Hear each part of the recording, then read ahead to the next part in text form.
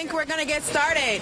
Good afternoon, everyone, on this beautiful spring day. Perfect location. Thanks to Tyler and Scott. We are so happy to be here, and thank you to Tyler Anderson, the owner of Millwrights of Simsbury, for hosting us and being such a gracious host. Thank you. So today we are here to really celebrate the signing of the expanded outdoor dining capacity.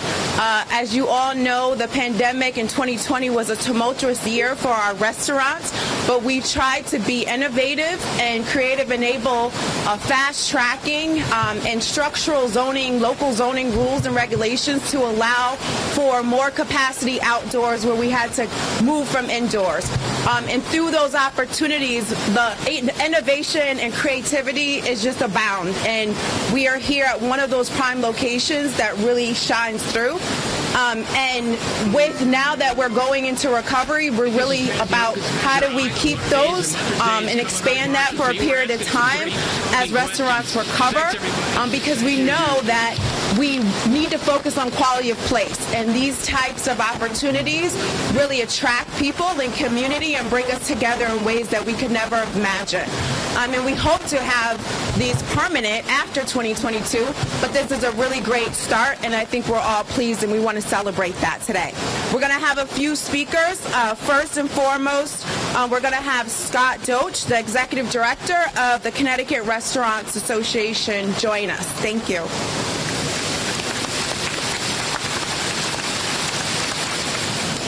Thank you, Glendon. Thank you to the administration and all of our legislative leaders here for being here.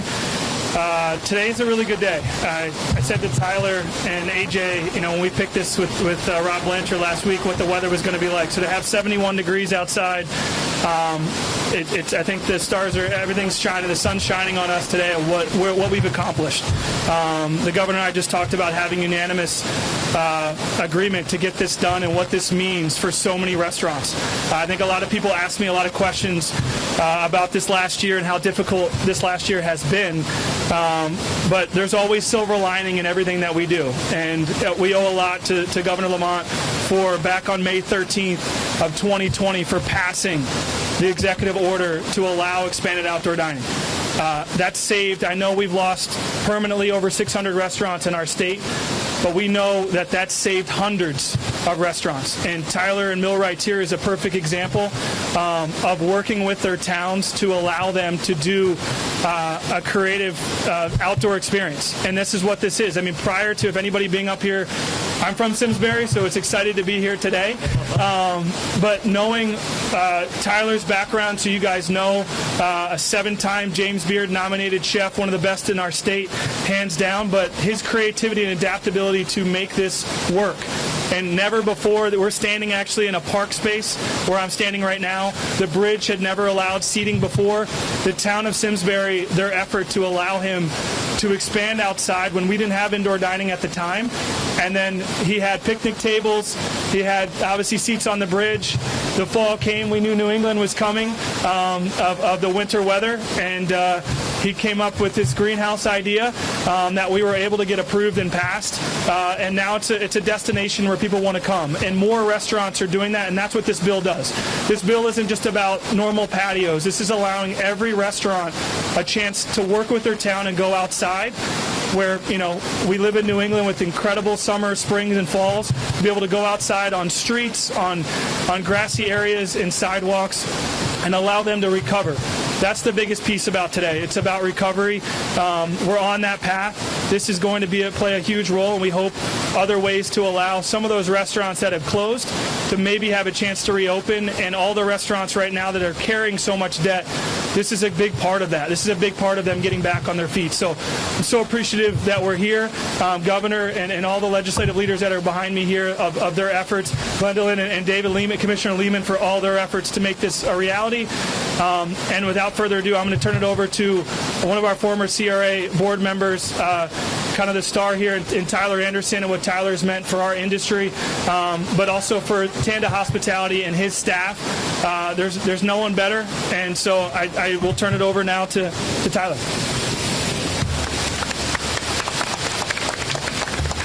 Thank you, everyone. I would like to say that there are plenty of people who are better than us, but thanks to my amazing team for helping put all this together. I sit and I have ideas, but there's no way I could get all this done. I also cook a lot too, so without the team that we have, none of this would be possible. Thank you, Governor. Your office has done an amazing job through all this, keeping the people of Connecticut safe, keeping us in business, getting us back to 100% occupancy. Although we still do have the spacing, let's remember that, the 6 feet. This outdoor really helps us a lot. There are many, almost all my friends are restaurant people, so there are many restaurants that deferred a lot of what they owed through all of this. So this outdoor seating, the continuation of this, allows them to repay what they've deferred and hopefully be in better shape at the end of everything. I would like to thank Scott from the CRA for being a fighter in all of this, and obviously the town of Simsbury as well, who's been very supportive in letting us do silly things. I feel like they get an email, once a month about, hey, Tyler's got a new stupid idea. Let's just make sure it's safe, and maybe we can let him do it. But thank you very much. And like I said, thank you very much, Governor. I think you've handled this in a wonderful way. I couldn't have done it better myself, nor would I want to. So thanks for coming out.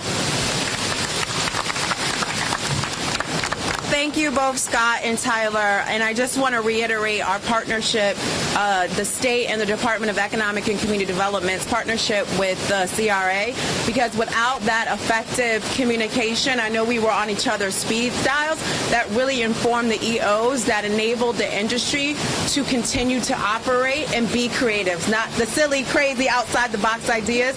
We wanted to encourage that, and so we appreciate the restaurants like Tyler who made that happen.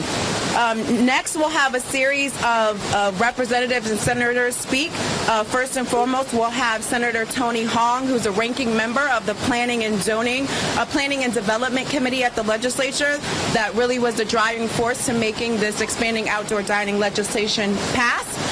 And I just want to say thank you to all of the representatives here, because without your partnership and leadership, we wouldn't have been able to do the job that we've been doing. Thank you.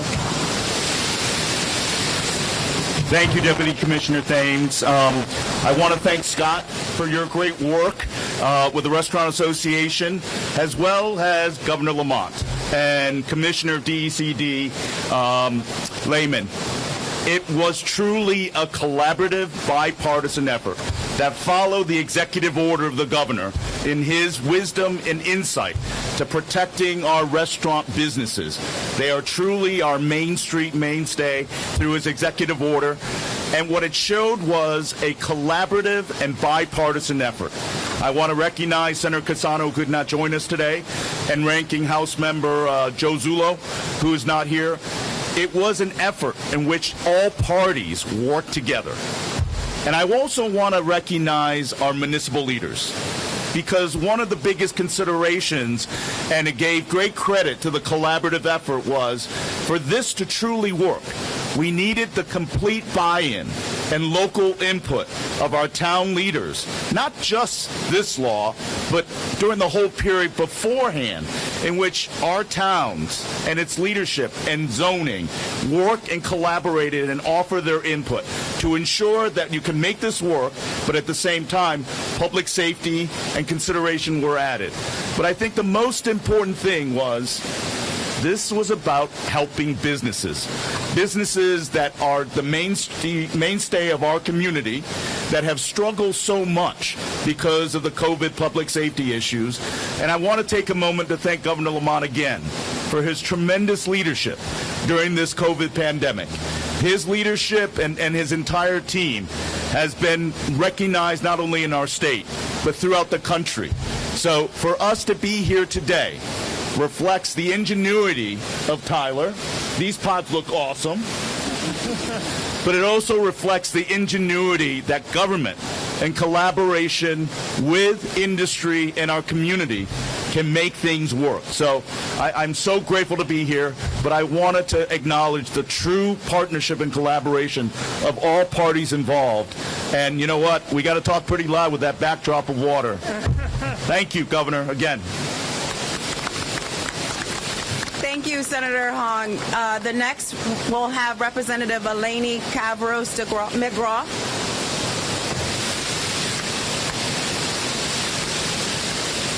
Thank you so much. I'm so gratified to be here today because, as Tyler knows, on Halloween, he had put up that he was having trouble getting these approved.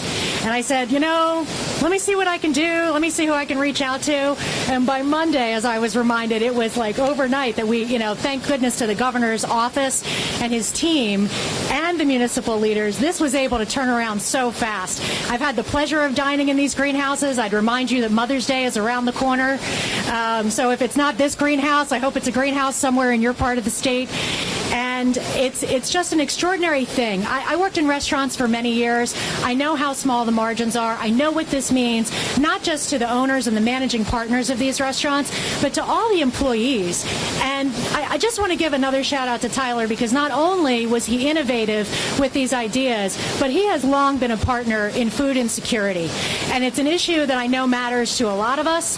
And when these restaurants had to shut down, so many of them either fed their employees with their existing stock in their freezers and their refrigerators, or if they weren't able to sell it, they gave it to so many food banks and food pantries. And if it weren't for all of that support, I really don't know where our communities would be. And when you spend money at these restaurants, you are giving back to your community. You're not just getting a good meal. You're not just getting this wonderful experience. You are giving to your community. They're the first ones to step up when a baseball team needs to be sponsored. They're the first ones to step up when you go and you say, hey, I need a gift certificate for my kid's school auction. So the support that the governor's office has shown to our restaurants, the backbones of our communities for so many reasons, the innovation, the support of the Connecticut Restaurant Association, I'm just proud to be standing here. And on behalf of the Farmington Valley Takeout Group, we're so glad you're one of ours. Thank you. Next, we'll have Representative Mark Anderson.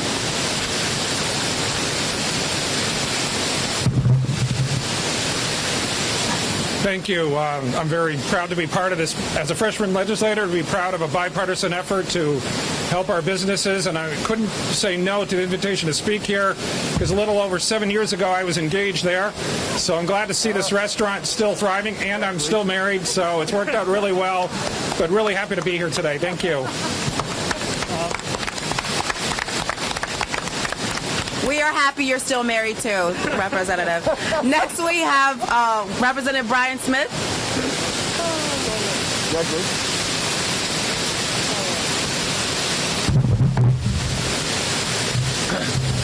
Thank you. I'm also very happy to be here, and extremely happy to have been a part of the group that approved this piece of legislation. As also someone who cut his teeth in the restaurant industry, from 14 on, setting tables in banquet halls, to cooking and dishwashing, full-time for a while between gigs at school. I have to say, we can never underestimate the importance of restaurants to our economy at a statewide and a national level.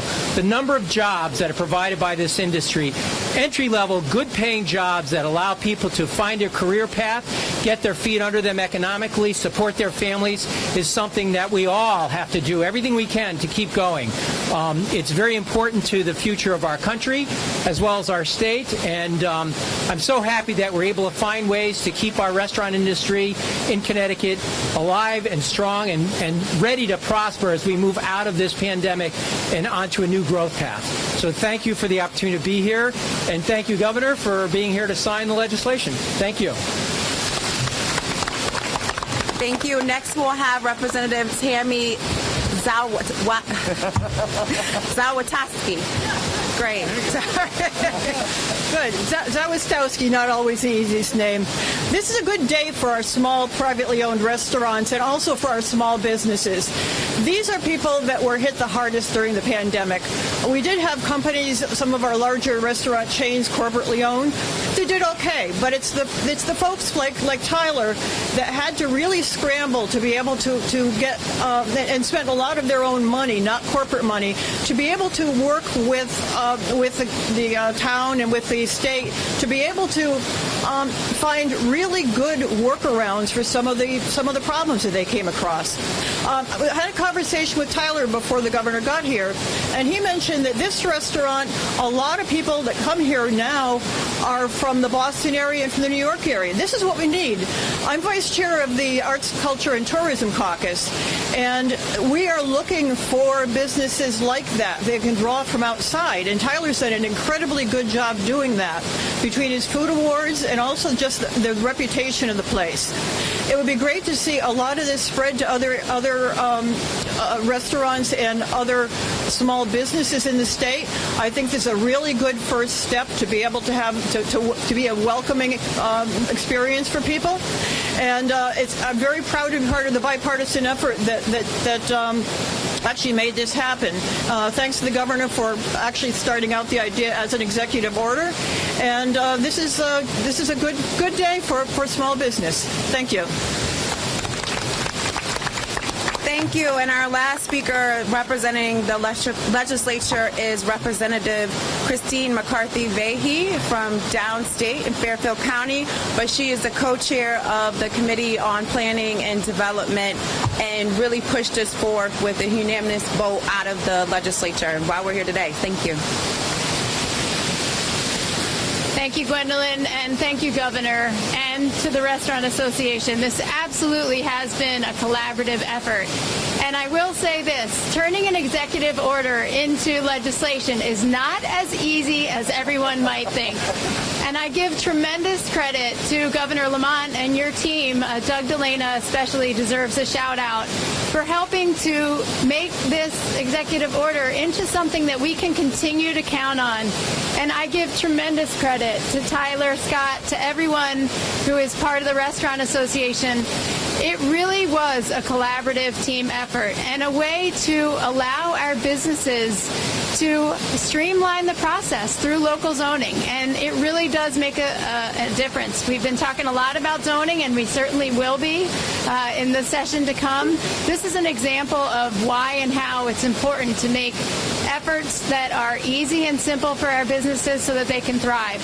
And the last thing I'll say is restaurants, besides being such an engine of our economy, they're a place where we as community gather and come together. And now, in the midst of the pandemic, this is even more important, that we have those places that we can come together as community members and reconnect with one another. So thank you to everyone. Also a special shout out to Rep. Zullo, the ranking member, who we work very collaboratively, and to our Senate leaders, as well as our Commerce Committee leadership, who is part of this, along with the Main Street Working Group. Thanks so much. And last but not least, we'll have a few words from our governor, and we will move to the actual bill signing.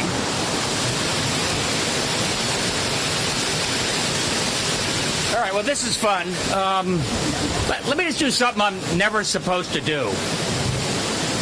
Tyler, this restaurant is amazing. Come to Millwright right here in Simsbury. It is the most gorgeous place I've seen.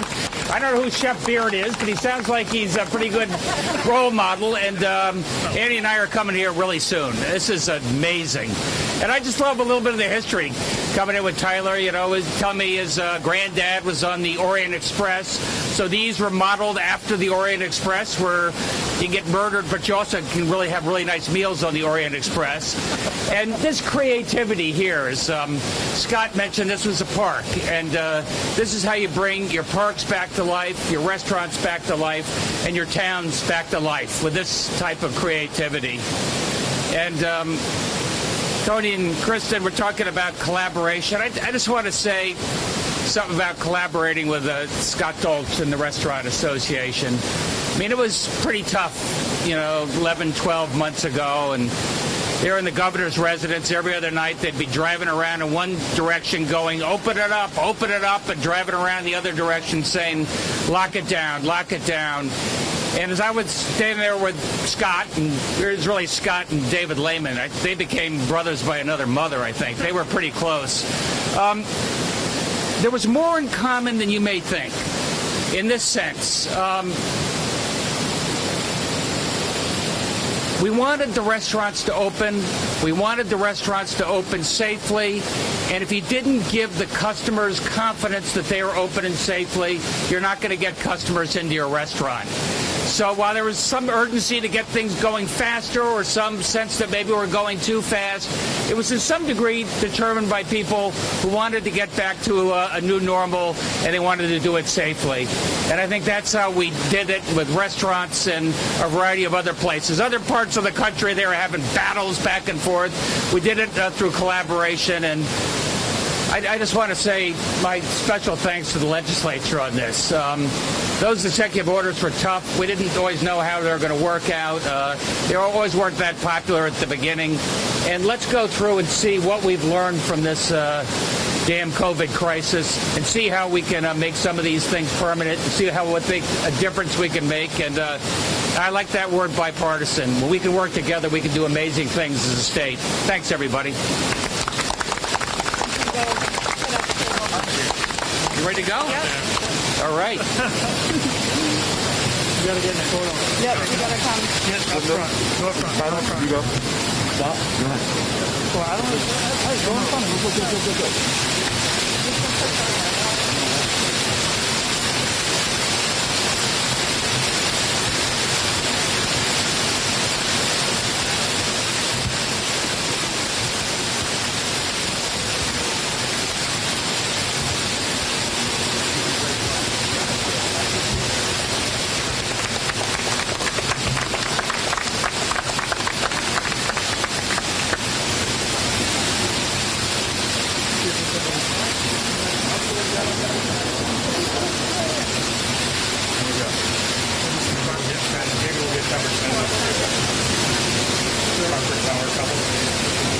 All right, that concludes our program, so we'll open up for any questions from the media at this point.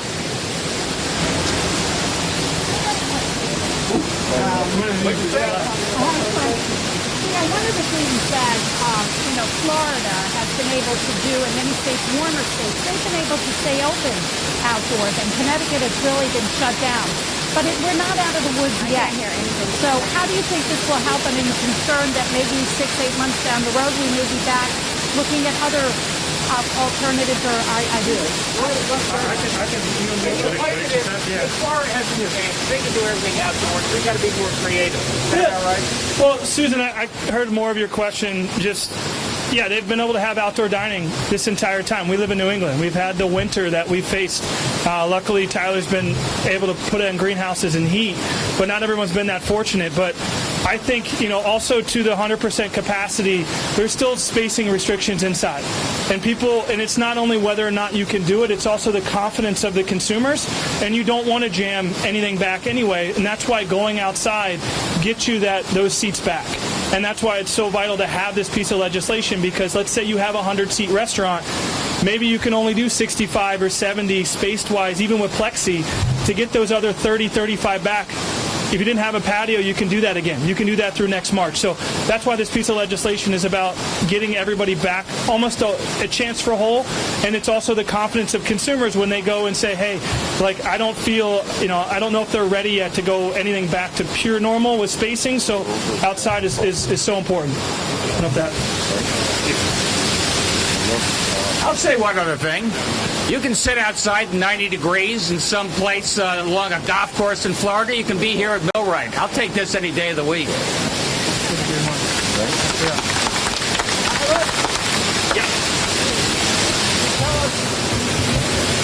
Your outdoor plus with the loud indoors, what is your capacity now compared to normal?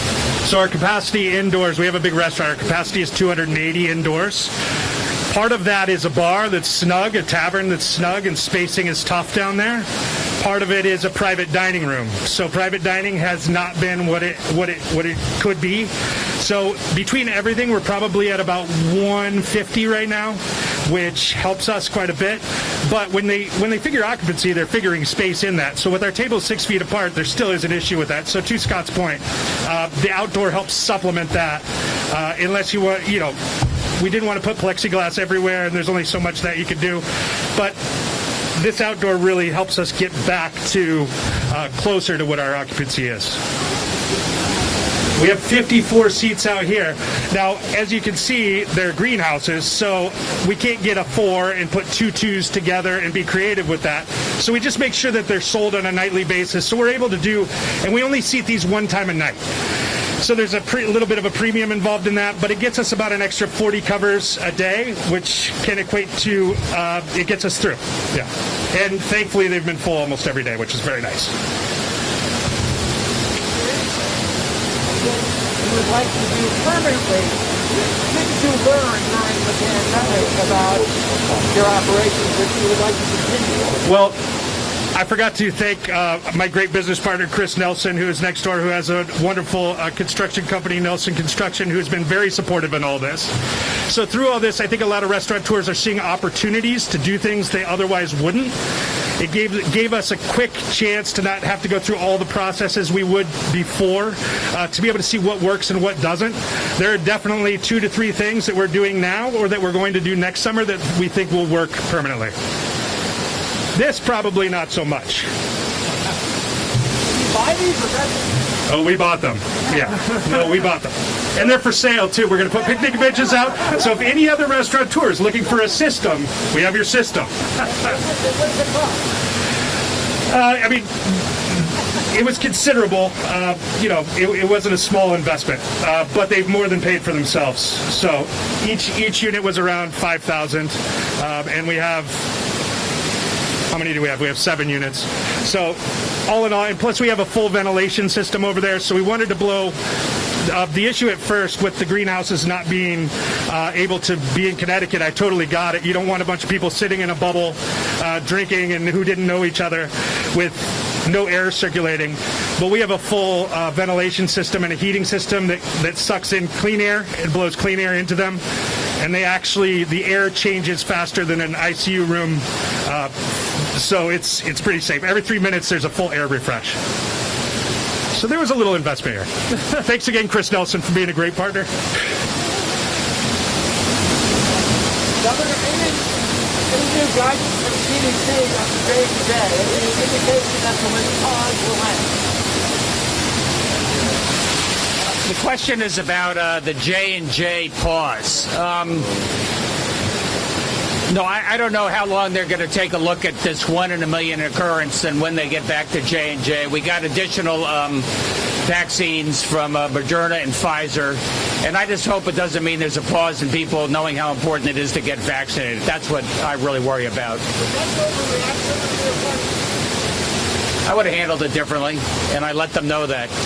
Look, governors across the country we've had a lot of vaccines. A lot of people have gotten vaccinated. Now we're trying to get those who are a little more hesitant to get vaccinated, and the CDC sent out a signal that was not helpful. I'll tell you later.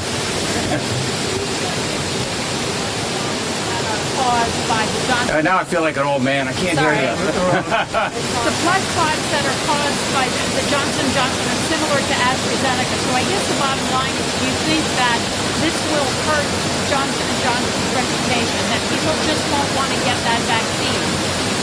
The question is this going to, I think, damage J&J's reputation a little bit? I turn that on its head. As I said yesterday, the CDC and FDA are erring on the side of extreme caution.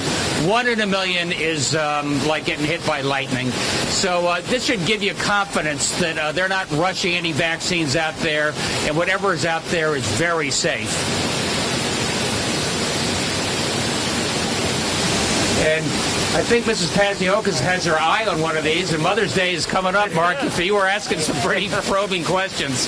Thanks, everybody. Thank you.